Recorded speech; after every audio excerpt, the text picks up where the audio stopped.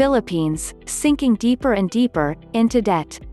As presidential spokesperson Harry Roque Jr. wished rigor mortis on critics of the Duterte administration, the country's economic managers scrambled to stop the economy itself from sinking deeper and deeper, as President Duterte himself bemoaned earlier this week. To accomplish the mission, Finance Secretary Carlos Dominguez III had earlier conceded that the country would need at least $1.3 billion in foreign loans from the World Bank, the Asian Development Bank (ADB), and the Beijing-based Asian Infrastructure Investment Bank (AIIB). The funds will be used to finance a Department of Health plan to vaccinate all 100 million Filipinos by 2023 to 25.35 million Filipinos in 2021. 44.63 million in 2022 and 41.77 million in 2023, since by that time the Philippines is expected to have a total population of 112.89 million. But developments have made the task doubly hard, and the Philippines has increased the amount it has requested from the World Bank by at least $100 million a month for the past 3 months, documents seen by the Inquirer showed.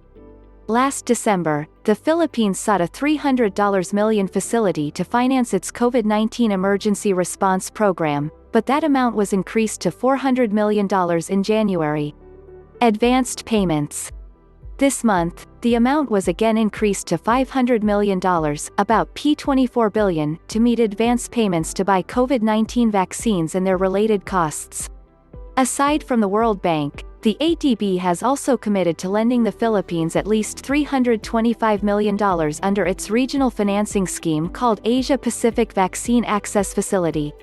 With at least $825 million coming from the World Bank and the ADB, Finance Undersecretary Mark Dennis Joven declined to comment on who would underwrite the remaining $425 million, but he said the Department of Finance would release the information once the loan requests are approved.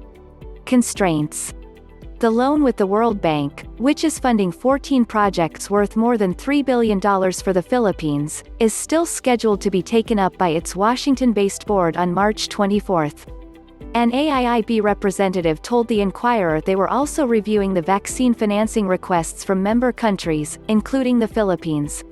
Joven explained that some of the World Bank and the ADB loans needed to be expanded to cover vaccines on top of the original scope, because the Philippines needed more money for advance payments on vaccines. According to ADB documents, the Philippines needed to settle $50 million in advance payments in January this year for as many as 6 vaccine supply agreements. However, high-income and upper-middle-income countries have entered into supply agreements with vaccine developers for more than 6 billion vaccine doses, significantly affecting the future supply of vaccines for developing countries, the ADB said. The COVID-19 Vaccines Global Access Facility has only contracted about 1.3 billion doses. It aims to provide free vaccine doses for up to 20% of these countries' populations. However, there is no firm timeline yet as to when the supplies will start, the ADB added.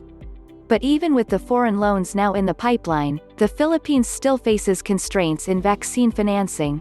The government estimates that $82.5 billion, about $1.7 billion, will be required to provide vaccines to approximately 55% of the country's population, still short of its plan to vaccinate all Filipinos by 2023.